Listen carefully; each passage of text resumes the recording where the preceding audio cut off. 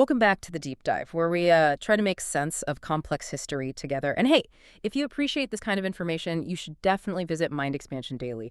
We put out great stuff there all the time. Also, could you do us a quick favor? Please hit like and subscribe to Mind Expansion Daily. Seriously, that like button makes a huge difference with the algorithm, helps us reach more people globally. And look, if you find our analysis helpful, if it clarifies things for you, maybe consider buying us a coffee. The link's right there in the description. Yeah, absolutely. And we really want this to be a global conversation, truly.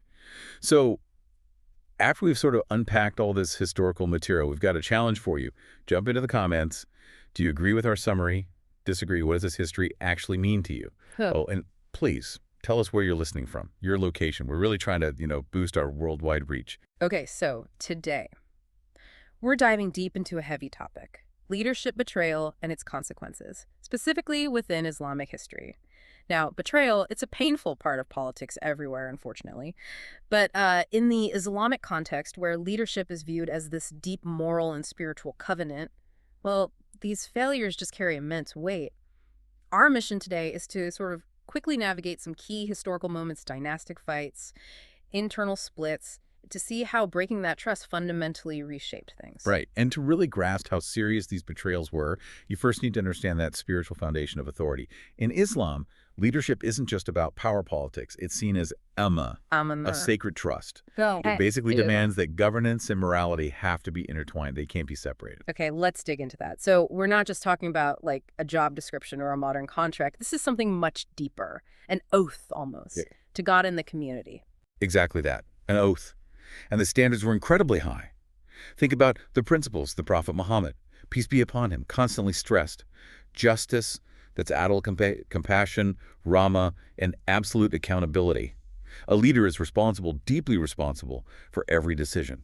That idea of accountability, there's that famous hadith that really captures it, isn't there? Yes, absolutely. The Prophet made it incredibly clear. He said, every one of you is a shepherd, and every one of you will be questioned about those under his care.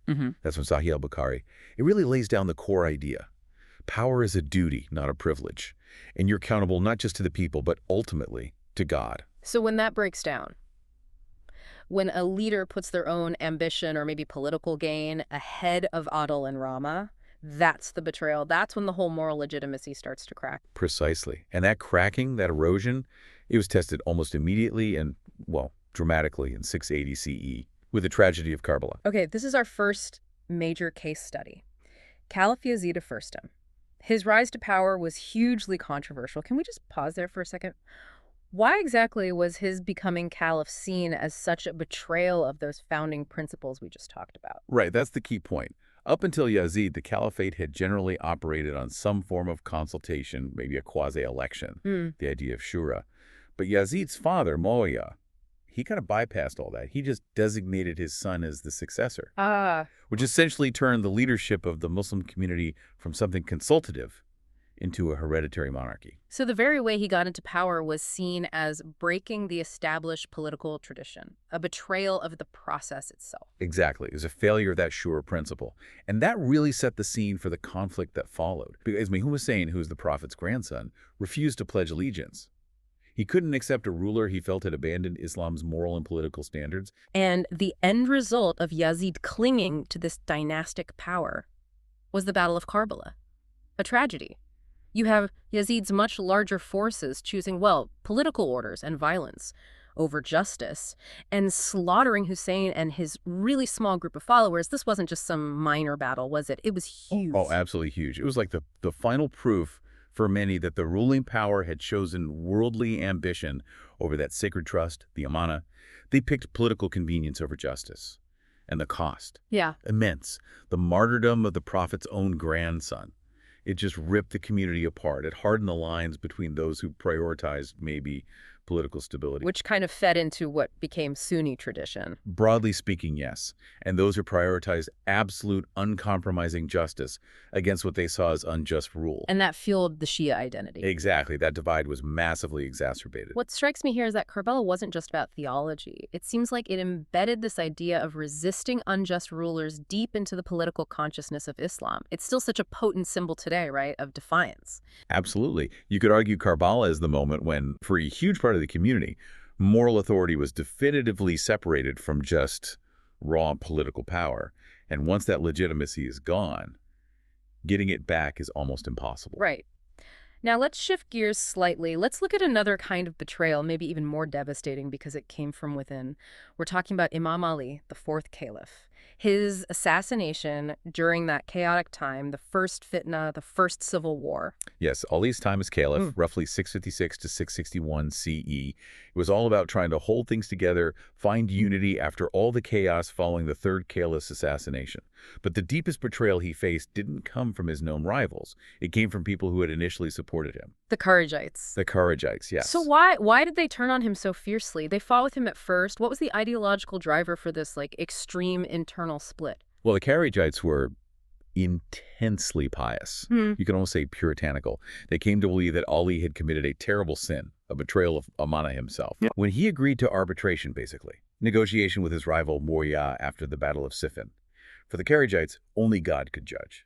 By agreeing to let humans arbitrate the conflict, they felt Ali had compromised the divine nature of leadership itself. Wow. So their stance was that Ali betrayed justice simply by trying to negotiate an end to the fighting. They believed any compromise on what they saw as pure divine judgment made a leader instantly illegitimate and therefore subject to immediate punishment. That's precisely it. This incredibly rigid focus on immediate, absolute divine accountability. It turned violent. Their ideological stance fueled what was really a betrayal of the highest level, ending in Ali's assassination in 661. This wasn't just politics. It was ideological fanaticism, tearing the community apart and destabilizing the whole early state. And the cost of that internal betrayal, essentially the end of that early period, the Rashida and the rightly guided caliphs, it really shows how fast things can unravel when ideological splits, driven by accusations of betrayal from within, happen. And if we zoom out now, connect these two examples, Karbala and Ali's assassination, we see these historical betrayals creating these long ripple effects. It's not just about specific events, it's about how these failures lead to lasting instability. Yeah, the most obvious one, as you mentioned, is the division and conflict. That Sunni-Shia split, really accelerated by Karbala. It's the prime example of how one political betrayal can harden into these sectarian divides that dominate politics for centuries. But maybe the consequence that hits hardest is the suffering of the people. When that amana, that trust, is broken, the leader stops being a shepherd. Our sources, they're pretty clear on this. Under some of the later Umayyad rulers or even early Abbasids, this meant things like crushing taxes, ignoring public needs, people being displaced. Ordinary families just bore the brunt of corrupt leadership. And that suffering, it leads straight to the next point, the erosion of moral authority.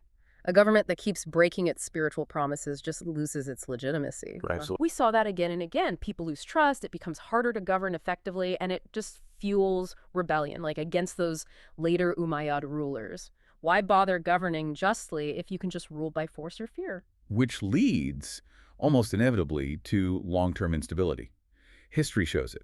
Betrayal breeds collapse. Look at the Umayyad dynasty. Huge empire, powerful military. But it fell apart in 750 CE. A big part of that was just widespread anger and the fact that people had lost faith in their moral right to rule. The political power couldn't hold it together once the spiritual trust was shattered. These historical patterns, they offer such powerful lessons about accountability, even now. Yazid's story, Ali's story, they're stark warnings about unchecked power, aren't they? They really are.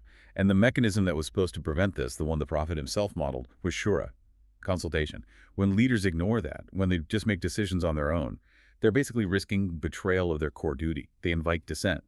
Ali discovered that tragically, and Yazid kind of embodied the problem. But what happens when consultation breaks down or isn't offered?